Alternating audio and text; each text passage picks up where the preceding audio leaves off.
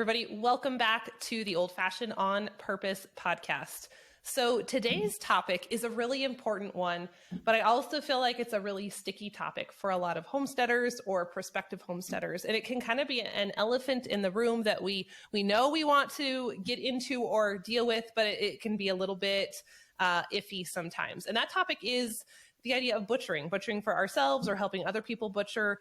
What is it like to take the life of an animal? How do we do that in a humane and ethical way? How do you handle all the emotions that come with that? Are they good? Are they bad? I hear all these things talked about so much in homestead circles that I wanted to have someone on today who can help us process all of that information and more. So I was so excited to come across Harmony Cronin. Just her description alone caught my attention. She calls herself an off-grid warrior Viking princess for the apocalypse. Like, how awesome is that? And she has worked as a professional big game skinner and has helped run a mobile slaughter in Montana, where she learned all the ins and outs of processing animals. She now teaches classes on what she calls the honorable harvest, which I just love just the title of that even, and also DIY animal slaughter, and focuses on using every part of the animal. And so Harmony, I just loved seeing more about you on your website and on social media. And so I'm really excited for this conversation. Welcome. Yeah, thank you for having me. Yeah, so you live a very unconventional life, which I think is so fabulous. Can you give the listeners just kind of a little bit of background on who you are and what you do and why you've chosen to live the way you do? Sure. Yeah, I didn't grow up this way. I actually grew up in Denver, in a big city, and my family has never even seen a dead animal, I don't think. So when I was a teenager, I started yearning for something, and I didn't even know what it was. And it kind of set me on this whole trajectory of traveling around and learning a bunch of different skills. And it eventually set me on this path of connecting with the land. And I realized that was the healing that I was really, really desperate for. And so through various things, I've lived in a lot of different places and kind of communities and environments, and I landed on off-grid in a canvas wall tent, completely off-grid, like no solar panels, no running water, no electricity, in canvas, which does not have any insulation. So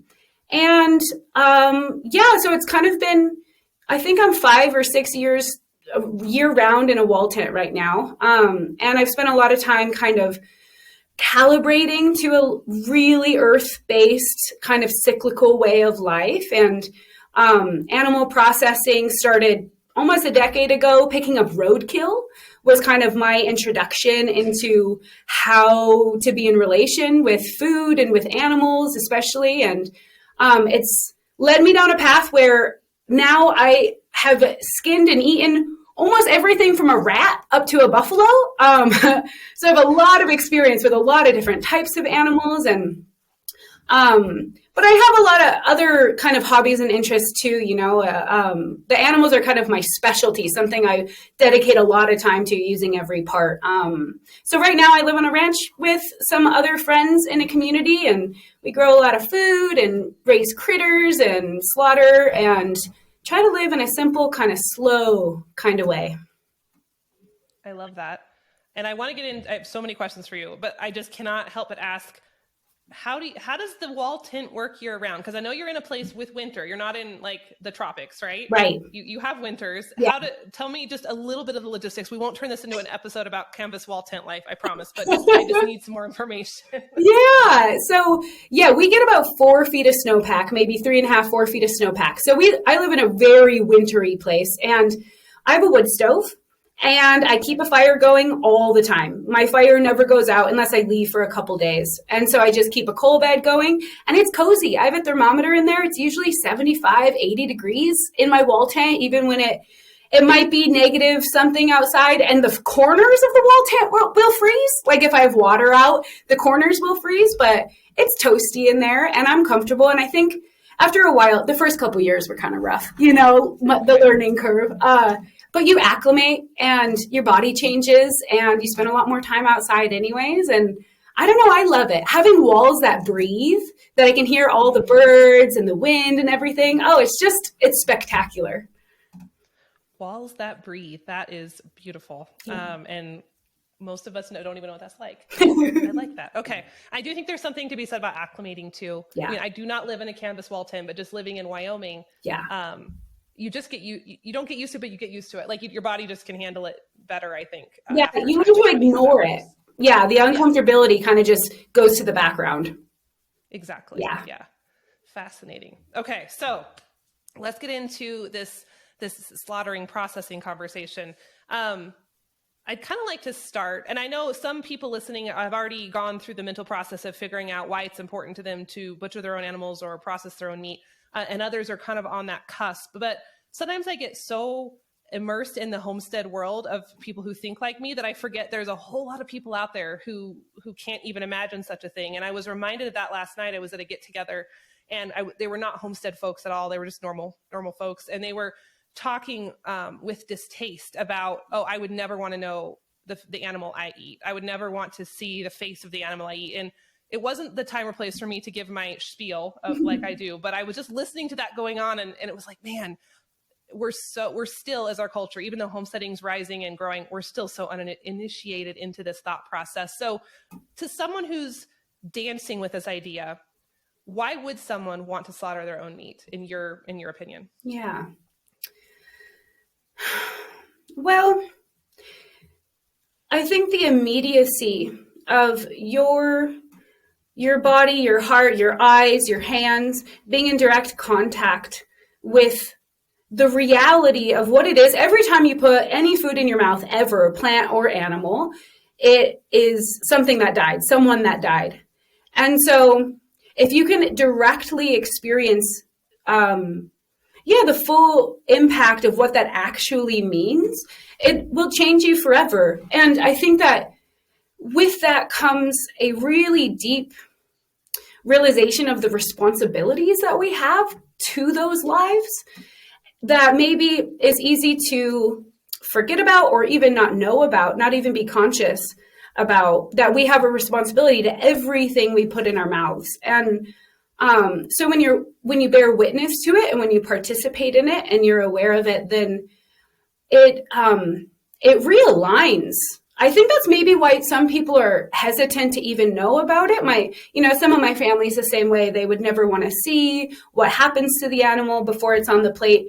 And I think it's because it is a big obligation and it can be a big responsibility. And I think maybe folks don't even know where to start with that, right? It kind of can manifest as feelings of guilt, and that can be kind of challenging to wrestle with. And I think it's okay. All feelings are valid in it. And I had similar feelings before I had my relationship with animals. So yeah, I think that it realigns you, and every bite then becomes infused with this really vast kind of mycelial network of relation and obligation and praise and thanks, and also the sorrow too, and the grief of killing animals. And all of it is this beautiful web. And yeah, so I appreciate that when I kill, like I had bacon this morning from the pigs on the ranch and that we had cured, and I was able to share it with my family, and just that, like seeing how the kids were out there feeding the pigs every morning for 8 months or 9 months. And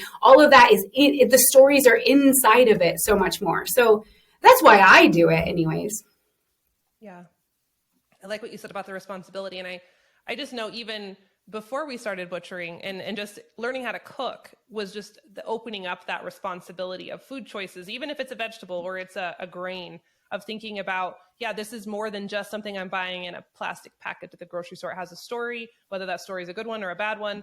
And it's up to me to care more. And I think like you said, though, it's hard in our modern culture. We're so insulated that responsibility feels foreign and weighty and sometimes scary. Yeah. Yeah, especially if, like I spent a lot of my life, at least half of my life, living in a city and kind of, buying food from the store and not being that conscientious, and kind of then having the awakening of, oh man, I really have been taking a lot just to be a human being. I've been taking, and I haven't been upholding that my end of the responsibility that well. And so, it was challenging realizing, wow, how many animals have I killed indirectly that I never said thank you for, that I never, gave any kind of gratitude to. And so it can be overwhelming, but that's okay. It's okay. And there's ways to move through that and start aligning yourself and your life and how you move through the world in a way that can kind of start to balance, to tip that guilt balance, if you will, a little bit. Yeah, absolutely. And I think that guilt is being poured on a little heavier now in culture and media than even before. I think we carry that a little bit automatically, but I feel like it's especially heavy lately with the messaging we're getting. So yeah, being able to counteract that is powerful. Yeah, definitely. Yeah. Do you think slaughter is for everyone? I was thinking about this question before we started. I don't. And I think that probably throughout the whole world, through human history, there's been people in the village or in the tribe or in the town that it just wasn't their calling. And that's valid. And I think, too, it might be important for even those folks to at least witness animal slaughter or be around it, even once, just to really to sink in to the realities of what it is to be alive, because we're only alive because of death. So I think to sink into that a little bit. And I have friends that witnessed it once, maybe even killed an animal once or twice, and then decided, it wasn't their path. They had other niches to fill in the biodiversity of human culture. And that's cool. That's really cool. Like, I'm not a basket weaver. I've woven a couple baskets, but I'm not spending all my time harvesting willow and weaving. And, it doesn't mean that I'm avoiding responsibility or something. Sure. Mm-hmm. Yeah. I think we all do have those different callings. As long as we're not putting our heads in the sand necessarily, we don't have to always be butchering every single pound of meat that we eat. Totally. Depending on the personality. Yeah. How would you define a humane death or an ethical death? Because I know sometimes this is tricky to talk about, especially online, when I hear regenerative farmers or ranchers talking about humane slaughter or humane processing. Sometimes people on the internet get really upset because they're like, there's no such thing. Right. I believe there is. How would you define that? Man, it's a really vast question. And I don't think that there's one answer, and I don't think it's simple. And I think that question is it's kind of my perennial question every time we start to embark on a slaughter. It bubbles up, and my friends and I, my community and I, we're always learning new facets of it. So I used to think that death had to be absolutely quick, immediate, supposedly painless. That was kind of the story I was given, right? Is quick and painless. And when I worked at the butcher shop in Montana and we were doing mobile slaughters, we were using a 22 mag, and we'd go out and usually drop them with one bullet. And even the most effective bullet possible, most effective shot, it's not immediate. I've never seen an immediate death ever. And so, but I prided myself on that efficiency. I thought it was the best way, like most humane way. And my understanding has kind of started to broaden a little bit more. And this is a really sticky topic for people. Especially, I was super disconnected from death for a lot of my life. And so I only had the story given to me. I didn't have my own lived relationship with animals dying yet. And so I started thinking about, for instance, let's say wolves, hunting down a deer, and how it can take them 24 hours to kill the deer, and sometimes it can look really brutal and violent. And I thought, well, okay. And I was looking at a lot of animal death, and it's most often not quick and not painless. And I thought, well, does that mean that the wolves are inhumane? And is that what makes humans different? Is we have this different understanding of what death should be? And I kind of wanted to look at different ways people around the world view animal death and slaughter. And I wonder if our relationship, like the quick and painless cultural story, might come from death phobia, of feeling really, really uncomfortable with what death looks like. And so wanting it to be over as fast as possible, or that they look like they're just falling asleep or something. And so kind of unpacking that death phobia a little bit in my own life and my own ways, I thought, well, a lot of times death is a little bit slower and there's some pain involved, and maybe that's proper. And this is like really a taboo thing to say, but I wonder about it. And I don't know the answers. I'm not saying I like to torture animals before I kill them, but the slowness, like for instance, bleeding an animal out rather than shooting it, maybe animals are more used to being bled out because they've lived, they've evolved. If you believe that story, like they've lived so long being hunted by other animals that usually either asphyxiate or bleed them out. Instead of having a bullet enter their brains and exploding them really fast. And so I thought, okay, well, if animals are more used to a slower, and bleeding out an animal maybe is a few minutes. It's not, Sure. necessarily this long drawn out, like I'm not taking 24 hours like a wolf. But I thought maybe there's something that happens, and maybe it's true for humans too. Like there's something that happens, a process that happens that allows us to die in a different kind of way than this like very quick, like really aggressive explosion. And so I usually don't shoot animals. I haven't shot an animal in a long time, mostly since I've worked at the butcher shop. So now I usually use a knife when appropriate. Obviously some animals like pigs or cows, that's a lot trickier. So guns are practical for that. But I don't know exactly what humane is, but I think it's broadened my what's acceptable to me. Like if, for instance, hunting, I shoot an animal and they didn't drop with the first bullet, and maybe it was a longer process of them bleeding out, I don't have this really intense guilt that I used to carry, where I would think, oh my gosh, I just messed this one up and I can't believe I did that. I'm so bad at I shouldn't be doing this. I had all the really intense guilt around it. Or even slaughtering an animal. Sometimes I would get off a little bit and maybe had to use a second bullet. But I realized that there was this panic inside of me. If it wasn't quick and painless, there was a panic.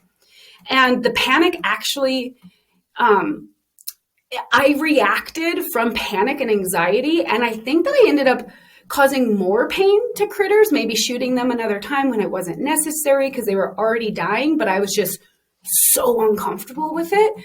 So anyways, kind of reestablishing my comfortability with that death can be a little bit slower and there's some pain, and it's like birth, there's something really potent and powerful, and maybe being able to sit with that pain and that little bit of time, that longer time, a little bit better without the anxiety around it. I think that's a way of honoring these animals in their dying process.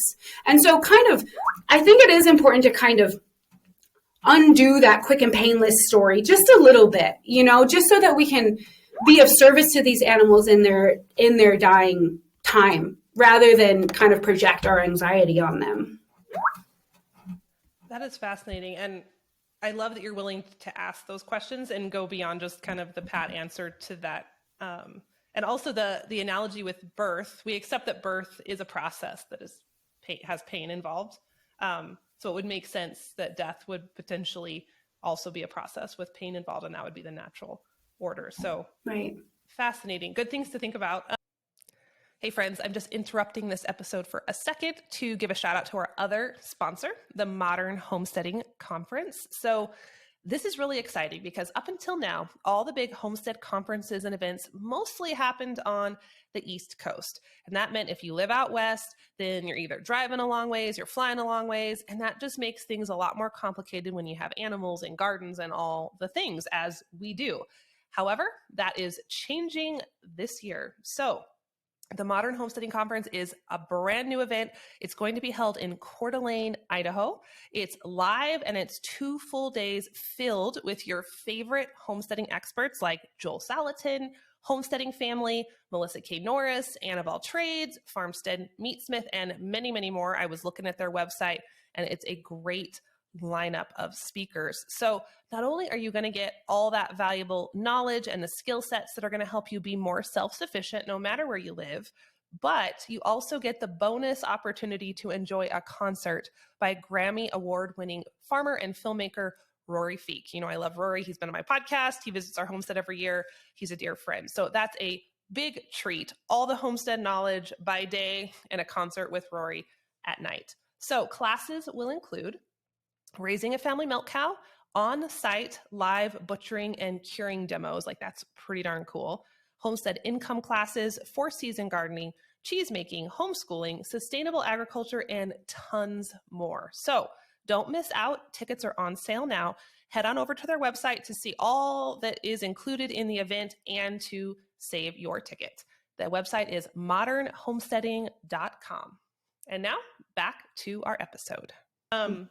Do you have any, I don't know what to call it, rituals or ceremonies or things you do when you take the life of an animal? Is there anything you do just to kind of honor that, or just patterns that you follow?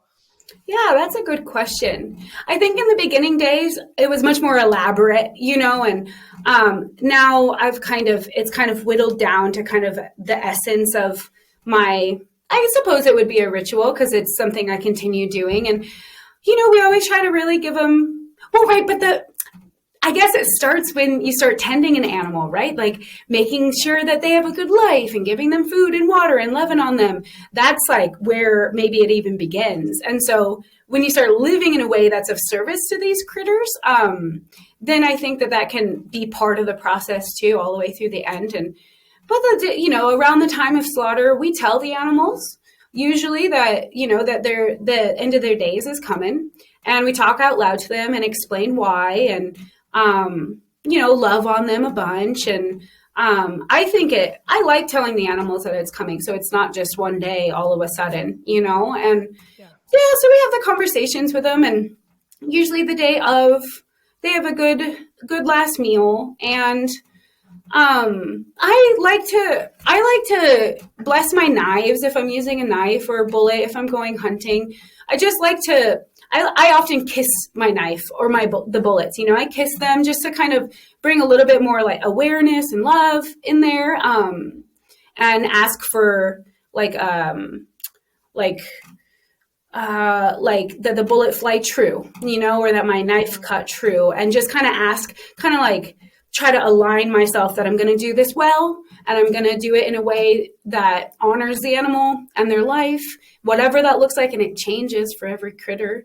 And I prepare, we pray a lot. We pray and we sing. So I'm really blessed in this community. There's a lot of people around, a lot of women especially, and children. And we have different songs that we've come up with. And so we have songs that we sing, thank you songs and gratitude songs. And we try to be really calm and really confident. And right after I slaughter, like as their spirit or their soul or their life is leaving, I put their last, like some grass or whatever little food in their mouth, and usually give a little sip of water, like, as soon as they're dead, a little bit of food, a little bit of water.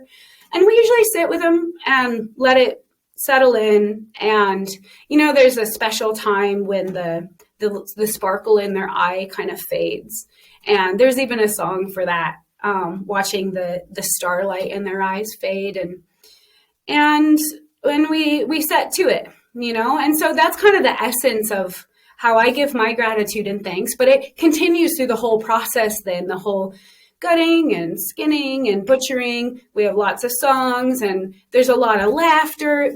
One of my friends here, I think she came up with this, because we've taught classes together, and one day she's like, you cannot spell slaughter without laughter. And it was kind of one of those taboo things, but yeah. And so there's a lot of laughter and joy too.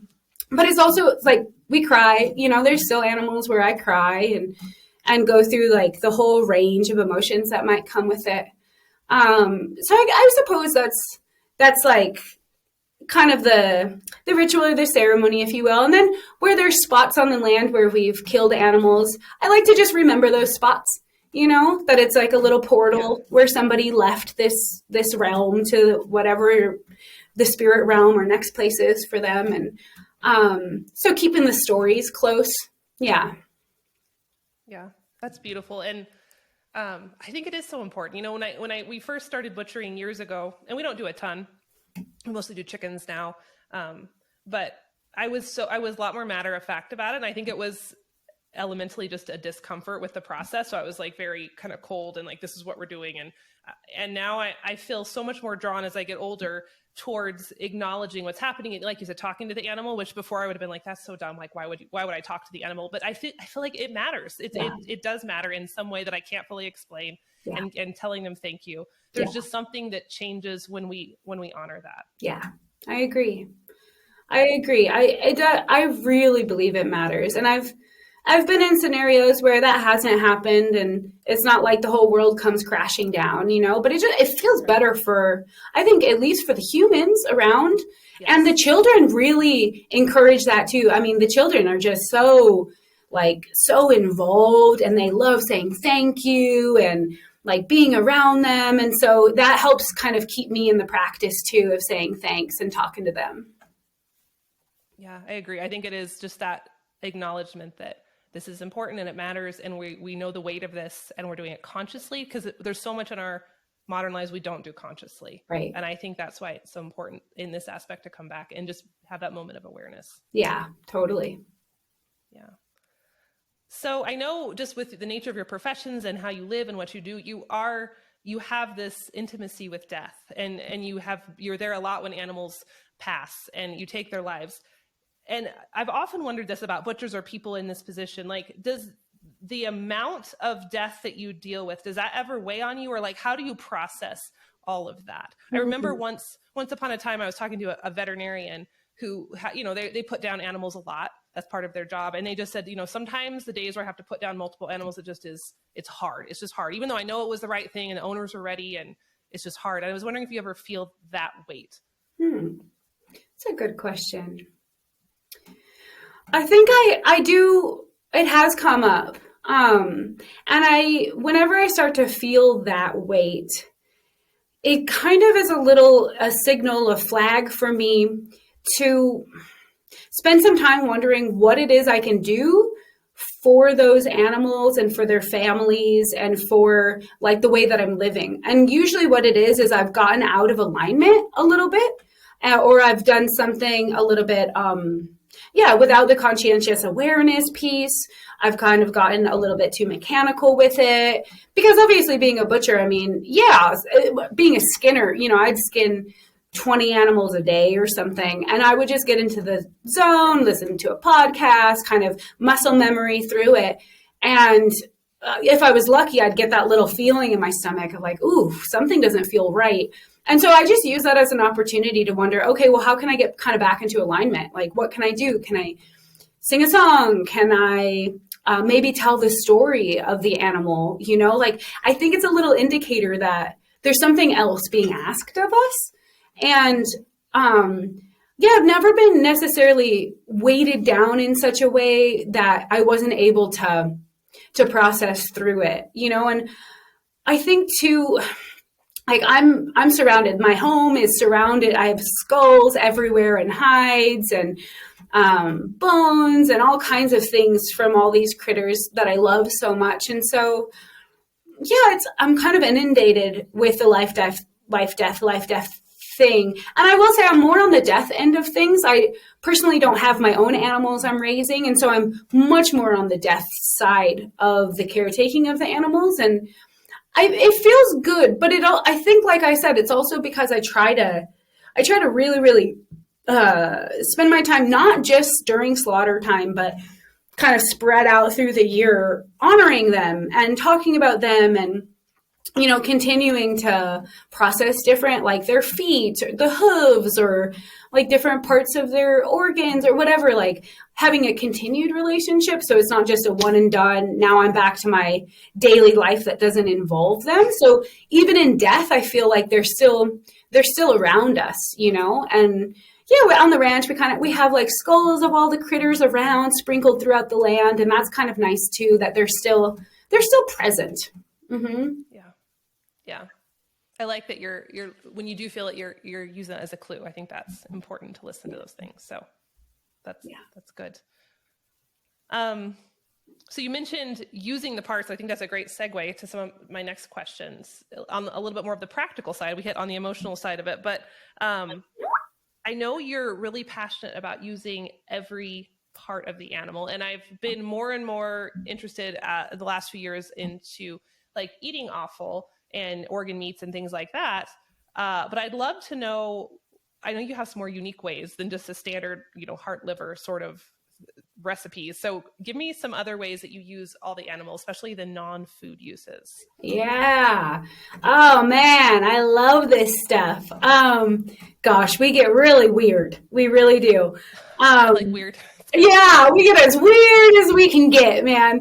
I mean, really, like, we do eat everything. Like, I love eyeballs, even intestines. Like, I try different recipes with the intestines, like cleaning them out and frying them or baking with them, like, which the intestines are pretty tasteless, they just become like fried chips or something. And the adrenal glands, like we even eat I eat the adrenal glands. Because I think it's really good. I learned that actually my sister has a thyroid issue, and I learned she was taking like desiccated pig thyroid gland, and I was like, oh, I have access to that, And so, the different glands all over. We really do. I think that I have eaten everything that you could possibly think of, including the gallbladder, which is not recommended. It's just horrendous. So, okay. Yeah. Flavor wise, it's strong. Okay. It tastes like stomach acid. It tastes like puke. Yeah. Oh, I had read that. Yeah, it's not good. But I had read that some Native Americans used to put the gallbladder on the liver and eat it. So I tried that, and it was not yummy. And I think that was probably a joke they were playing on someone. Okay. Yeah. So, when we get weird with our recipes, all kinds of things. Like, okay, I'll just give you a little example. The latest thing that we came across was putting blood from the animal into the lungs. So you keep the trachea on the lungs and filling the lungs with blood. And then you have to boil that for maybe an hour or something. It creates like a sliceable loaf of blood bread. Oh. And then we sliced that and then made French toast. And it was delicious. Everybody was loving it. It was like chocolatey French toast. It was so good. So that's the kind of stuff we're into. What's that? Creative recipe I've ever heard. Like, you win creativity prize for like everything I've ever heard my whole life. Congratulations. It's so good. Is that like blood sausage in Germany? I know I've heard people talk about blood sausage. Is that was that similar? Is that blood in casings or? Yeah, they usually do it in intestines. Yeah, blood can be, when cooked up, it can be either sweet or savory, and it can condense, especially like we've done it in stomachs too, the honeycomb stomach or one of the other stomachs and critters. We filled the stomachs and then tied it shut like a big balloon and then boil that or bake that, and it turns into a sliceable loaf. I mean, we've made like velvet, like chocolate cake in a stomach. Oh my goodness. And then slice that, and it tastes like chocolate. I mean, people who aren't familiar with it and don't know, absolutely, I've played a few tricks, and they absolutely think it's chocolate, which is hilarious, and it's so good and so nourishing. Yeah. And so blood is also an egg substitute. So you can use 4 tablespoons of blood per egg in any baking recipe. And it acts exactly the same, and it gives a chocolatey flavor, and it's wonderful. So yeah, put that in your back pocket. How do you I'm gonna put that in my next cookbook for eggs. How do you preserve the blood? Because it's coagulated, I'm sure. Do you freeze it, or you don't have a freezer? You live off grid. How do you preserve the blood, or do you use it fresh? Well, we use as much as we can fresh. So when you're bleeding out an animal, if you use a metal bowl and a metal whisk and you whisk it for about 4 or 5 minutes continually, it'll stay liquid. It won't coagulate. So that's a little trick, because then it's much more usable in a liquid state. Mm-hmm. Okay. So we usually whisk it, and we use as much as we can fresh. But I personally don't have electricity on the ranch, but there is electricity on the upper part of the ranch. So there are freezers, and we freeze it. Because it's easy that way. Also, I have read that some folks in northern Sweden, which is where some of my ancestors come from, they would dehydrate it and it would be like flakes, and then rehydrate it in water to use. So, and the cool thing about blood is when it's gone bad. There's no mistaking it. It smells horrible. So it's something that you can play around with really safely, because if it's gone bad, there's no way you will eat that, And so, Sure. yeah, it's not like you're going to hurt yourself with it. So freezing it is good. And yeah, you get a lot of blood from one critter. So you can use that throughout the whole year, especially, for instance, when the egg production is low in the winter time. Yes. Blood is a great thing to use for that. Yeah. Okay. Yeah. Fascinating. Mm-hmm. How do you cook eyeballs? What are your eyeball recipes? Slow and low, baby. Slow and low. Yeah, I mean, sometimes I eat them raw too, because for fun, I don't know. You can't really eat the like casing around them, but the goo on the inside is kind of like a gusher. Those old candies from the 90s. Yeah. I'm sure that's where they got the idea. But slow and low. And I read that there's I think there's 19 different types of cartilage in the body, and only one type of cartilage exists in eyeballs. And you need that kind of cartilage for eye health, right? To keep rebuilding your own eyes. Yeah. So it's important to eat eyes. And so slow and low, like I'll maybe boil a whole head or roast a whole head for a long time. And then you get that whole chunk with the fat behind it and everything. And I think they're delicious. They're wonderful and really good for you to eat. So that's my recommendation for the eyes. Yeah. Okay. Slow and low. Okay. Makes sense. What about do you have any creative non-food uses? Because that's something we'd like to start, we're trying to get into tanning our own hides here. I had a gal on the podcast a few months ago who was giving me ideas, and it was really exciting. So what do you do with your hides and your bones and the hooves and all that other stuff? Yeah. So another of my big passions is hide tanning. And so I brain tan. I'm not sure what your other guest, what her kind of variety She of said to brain tan too. Yeah. Wonderful. So I'm also a brain tanner, and I've also started getting into veg tan or bark tan, which is a more European tradition.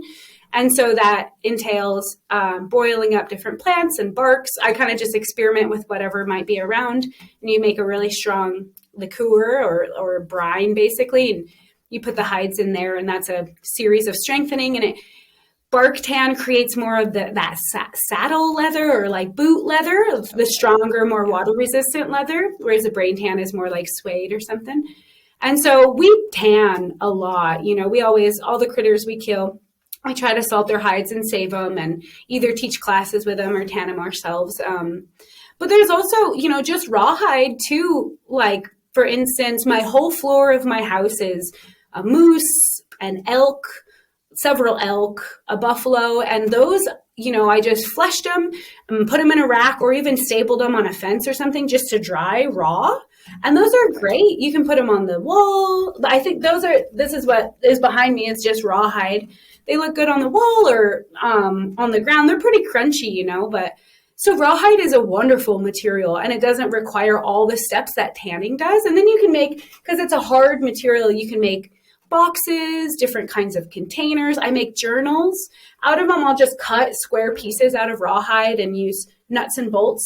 And just for the binding, just super simple nuts and bolts. And then I have like these big monstrous journals that are huge and furry. So rawhide is wonderful, and that's a super achievable thing for someone who's never tanned before. And yeah, like I said, my whole floor is rawhide. I have a lot of rawhide containers. And then the lower leg skin, it's called hawk skin, HOCK, for like where the hooves are, right to that first joint. There's no meat really in there and very little blood. And so you can skin those lower legs really easily.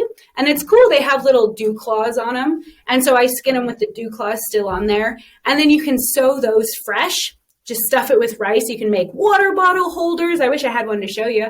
Water bottle holders or different kinds of bags. And then once it's dry, you just dump the rice out, and you have a stiff kind of box or bag, whatever you want.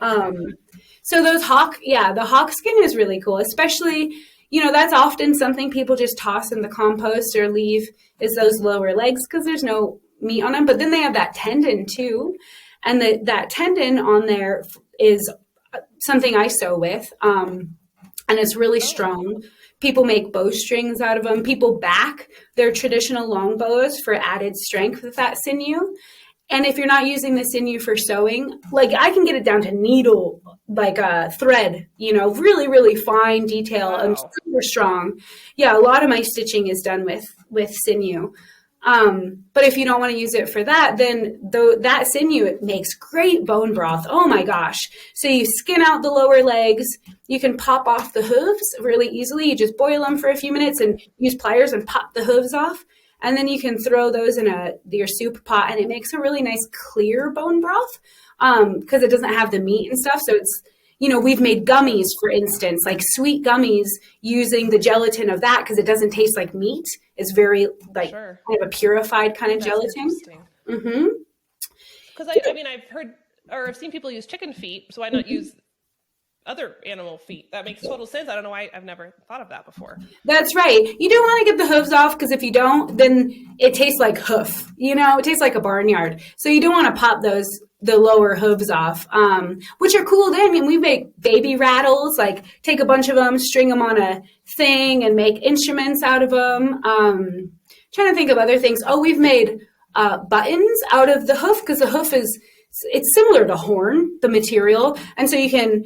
If you boil them, they get pretty soft, and then you can carve them. It's almost the opposite of blacksmithing. It comes out, and when it's hot, it's still really, really warm. No, I guess it's the same, isn't it? Yeah, it's not the opposite. It's like blacksmithing, where you can carve it when it's warm, and then as soon as it cools, it hardens. And so we've made really nice buttons. You can polish them up really nicely and get a nice shine on them out of the hooves. So that is super fun. Of course, oh man, there's so many bones. I could talk about bones all day long. I like making bone buttons, bone pendants. That lower leg, it's hollow and there's the marrow inside. So of course you want to get to the marrow. And so slicing that up, getting the marrow out of there. And then if you keep slicing, you get these hollow pendants that make good like necklaces. Goodness gracious. There's so many. A lot of my tanning tools will use bones for. So for instance, the scraper that you use to deflesh and then dehair can often be a rib bone. It's like the perfect shape. And we use that and it doesn't put holes in the hide. I've made from the scapula, I've made shovels. I saw that in an old anthropological journal. I think of, the Mandan people of the Midwest. They had their squash and bean and corn gardens, and they would take those scapulas and put them on a stick and use them as a hoe in the garden. Yeah. Yeah. So, it just goes on and on and on. There's just so many fun things you could do. Yeah. I think it's just, I think I need to think outside of the box a lot more, Mm-hmm. like a lot more, because I've been shortchanging all the possibilities. Yeah. Right. And you know what has really helped me? I've been really thankful to Indigenous and First Peoples all over the world. That's kind of what I nerd out about is kind of going through these old anthropological books or, the big full color pictures of different Native American groups and societies. And sometimes in those old photos, you can see these old bone implements, in the background or out to the side or something. And that's where I've found a lot of these different kind of things. I'm like, oh man, I wonder if I could make that. And then I try it out and try a couple times, make some mistakes and kind of dial it in. And so you can find out a lot. Just kind of like looking at, how our people have been and still are all over the world. The Sami of northern Sweden, the Ainu of Japan, like people everywhere are using bones and different animal parts. So yeah, it's kind of exciting. It's like you're piecing together all these puzzle pieces. Yeah, it is exciting. And my audience we like to do that on a much more recent element, right? As far as like the homestead world, but I feel like this is the original. So I go back even further. And that's what I've been really struck by it lately is like going back a lot farther than I thought, because there's so much wisdom that our modern culture is missing. And it's just right there. We just have to kind of dig it back up. Yeah, the way I think about animals is it seems to me that they are a toolbox for everything we need to live within the animal, right? Like they have the brains to tan their own hides. They even have the deer have needle bones kind of in one of the front or the back legs, I kind of forget. There's a bone kind of right by the dew claw that's sharp and pointed and looks like a needle. And so you have to make a hole in it, but there's a needle bone and it's right next to the sinew that you would sew with. And there's the scraping tool, like it's all inside of them. And it's a miracle. I mean, I don't know how else to describe a miracle that they're so generous. They have so much for us. Yeah, absolutely. I love the toolbox analogy. Yeah. That's good. Awesome. So I want to be respectful of your time. So I just have, two questions. Okay. And the one is about roadkill, because you mentioned that at the beginning, and I have never had anyone talk about roadkill on the podcast. And I think it's intriguing, and it's also such a taboo. Tell me how do you do that? And how did you get into it? And what should someone know? Because I feel like it's such a wise way to use an animal that has died accidentally, but we have such this foreboding about it in our culture. Yeah. It started years ago. I was living in Olympia, Washington, and I remember the first day I ever picked up a roadkill. I was riding my bicycle and there was a dead squirrel on the ground, and I went past him. But I swear I heard this squirrel say, "If I was a dead human, would you pass me up?" And maybe it was my own thoughts or whatever, but I was like, whoa. And I stopped my bike and I thought, whoa, right. If that was a dead human on the road, would I just go by them? Like, how is this okay? So I went back to the squirrel, and at that point I couldn't even touch it. I was so freaked out, and I was doing the thing, and eventually was able to get him into a bag, and I took him home. And I didn't know anything about skinning animals or butchering or anything at that point. And so I ended up just sitting with him until I could touch him, like such death phobia. I was so afraid until I could touch him and hold him and look at him. And then I buried him in the yard because that felt more appropriate than letting him, rot on the pavement somewhere. And so I started picking up roadkill that way. And I was just burying roadkill in the yard. And then there was a shift that happened where I thought, man, like there's something else. I was a vegan too, by the way. I was a vegan. And I thought there's something. I remember hearing that humans used to use every part of the animal. I didn't even know what that meant.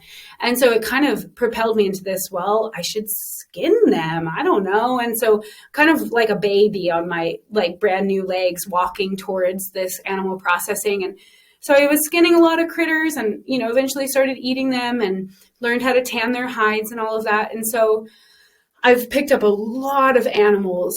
And, back in the day, it was like, who knows how stinky they were and rotten. And I didn't know anything. So I was just going for it. And I never once got sick. I've never been sick from roadkill.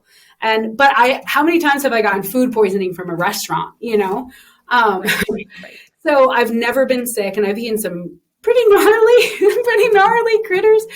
But now my understanding is a little bit different. So basically you have, a 9 to 10 hour window in a warm climate from when an animal gets killed to when maybe their guts are starting to warm too much and it's going to start fevering the meat and going sour a little bit. But so you have a pretty wide window. And even if, say, you come up on a critter and they're looking like the guts are pretty expanded and it's looking green, even though it has, like a deer has a green belly, a lot of times the legs, the quarters, the back strap, that's still fine. And so that was something that took me a while to realize. I'd see a green belly and think, nope, the whole animal is bad, but it's usually just the guts that are. And so my recommendation to people is use your nose. Our noses are designed to tell us what's okay to eat. It's really simple, actually. And so if I find a critter that's a little bit questionable, I might, move them off the road. Don't do this on the side of the road because it's dangerous, but find a little spot, move them off the road. And I might take the back quarter, walk away from the roadkill because that smell of the guts is going to kind of invade. Walk away, smell the meat, And if the meat smells good, it's good. If it smells like you don't want to eat it, then don't eat it. It really is that simple. And a lot of times the meat's totally fine. And so, yeah, I mean, I really don't think that there's much danger in eating roadkill. I think it's a cultural taboo. Like, I mean, I've been in places where a deer just got hit and somebody was going to shoot it to put it out of its misery. And he was like, oh, you can't eat that. Because I showed up, to get the deer. And he's like, oh, you don't want to eat that. And I was like, but why? I don't understand it. I don't know. People have this kind of thing where if you kill them, if they get shot or something, then it's fine. But if they get hit, it's not fine. But I think it's absolutely fine. And I think it's a good way to honor them too, that they got smashed by someone who might not have even stopped, not even thought about maybe that they just killed, this being. And so, yeah, I mean, we get deer all the time. And check your local regulations. It is illegal in some places. It's legal where I'm at. Yeah, it's legal where I'm at to pick up roadkill. And some places will let you get it for your dog, and then and then you can eat it if you want. Right. Yeah. I had milk for my dog before too. Yeah. So, yeah. Yeah. So being mindful of that kind of stuff, and I think it's a great thing. I mean, that's why, I ended up breaking my veganness and I was only eating roadkill because I still didn't have my own relationship with killing animals, and it felt like a really good thing to do. That's interesting that you broke your vegan. Would you say vegan fast? Well, how you put it? Well, yeah, my veganism. I actually broke my veganism eating a rat. So that was the first animal that I killed, was in the house with a rat trap. It was eating all my organic food, and I killed it. And that was when I was like, oh my gosh, I have to eat this animal and use every part. And so I ended up eating the little rat. Well, it was a pretty big rat. Eating the rat. And I started tanning rat skins because we had a rat infestation. Okay. So then, we were like tanning rat skins and eating it. So that's how I actually broke my veganism. But then eating the roadkill was like what got me back into eating meat again, Okay. Yeah. That is fascinating. So you were a vegan just because you didn't like the thought of killing animals like needlessly. Right. And then the rat was just that awareness opening back up and then moving into the roadkill. That's one heck of a vegan transition story. I don't think I've ever heard it like that. That's awesome. I like that. You know what I like about you is you're thinking outside the box on all the areas. You're willing to question your beliefs and question, your paradigms, and it's awesome. Thank you. It's awesome. I mean, you're going to go all in. So that's right. Oh my goodness. This is fantastic. So my last question for you is, let's say someone's listening to this and they're wanting to raise and process and butcher their own meat, whether that's a steer or a pig or chickens. They feel that pull, but they have that hesitation. They're nervous. They're not sure if they can do it. They're not sure how they'll feel. What advice do you have for them to get over that hump? It's a good question.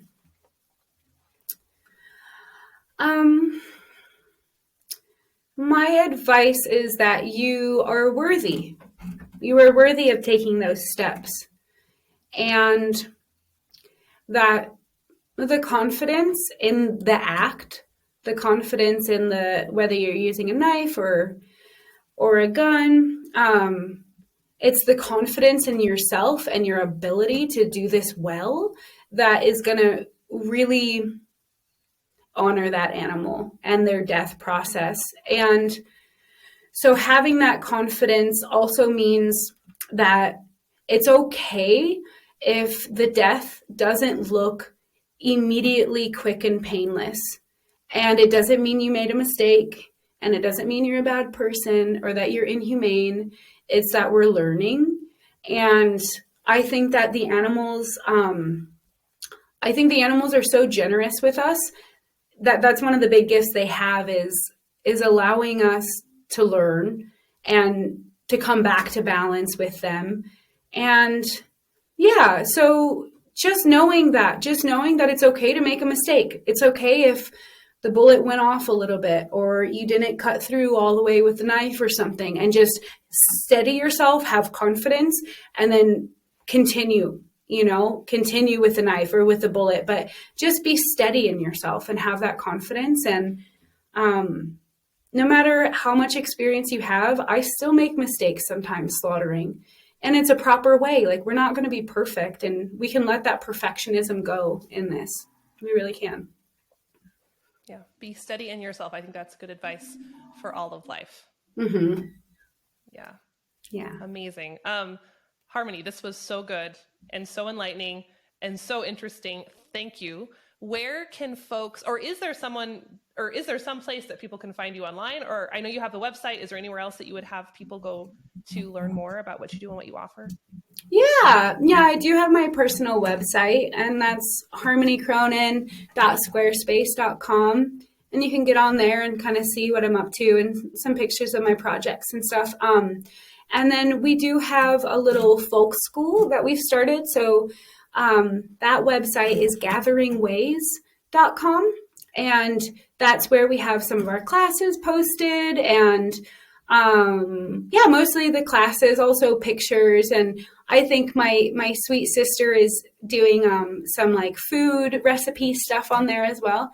And I think that, it's also on Instagram. So I personally don't run the Instagram, but somebody else involved does. So it's just at Gathering Ways. And so Instagram has a little bit of photos. We're not too much on the internet because the access is a little bit hard, but at Gathering Ways on Instagram, and you can see what we're up to. And and I think if you Google Harmony Cronin, there's a bunch of stuff that pops up too. Yeah.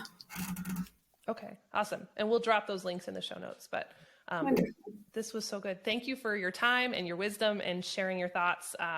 This was extremely enjoyable. I loved our chat. Yeah, thank you so much. I really appreciate it.